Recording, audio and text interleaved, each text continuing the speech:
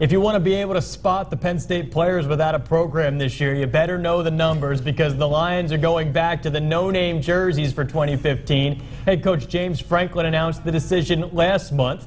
The Nittany Lions had worn the nameless jerseys until the 2012 season when then head coach Bill O'Brien added the player names to honor those who stayed in Happy Valley during the NCAA sanctions. Now Franklin says the change is a way for Penn State to showcase its long football tradition.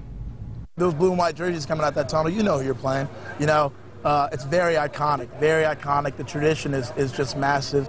That was definitely one of the things that drew me to Penn State. I mean, the tradition, that's all everyone talks about here. And now we're just getting on, moving on, getting back to how it used to be.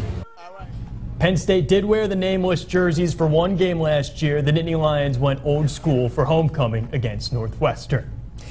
Now let's take a look at how the Nittany Lions schedule breaks down. The first 6 games, well, it's hard to see a major stumbling block there. Penn State doesn't even leave the Commonwealth at all during the first half of the season.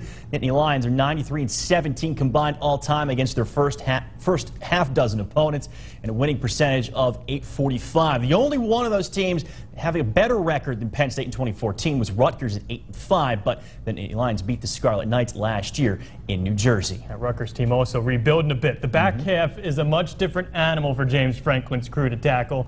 Starts with a trip to play defending national champion Ohio State. Penn State did take the Buckeyes to OT a year ago, but the Lions have only won twice in Columbus in the last 37 years.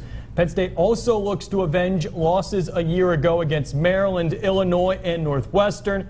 Michigan is a real what-if wild card now that Jim Harbaugh is at the helm. And, oh yeah, the season finale is against a national title dark horse contender, Michigan State, on the road in East Lansing.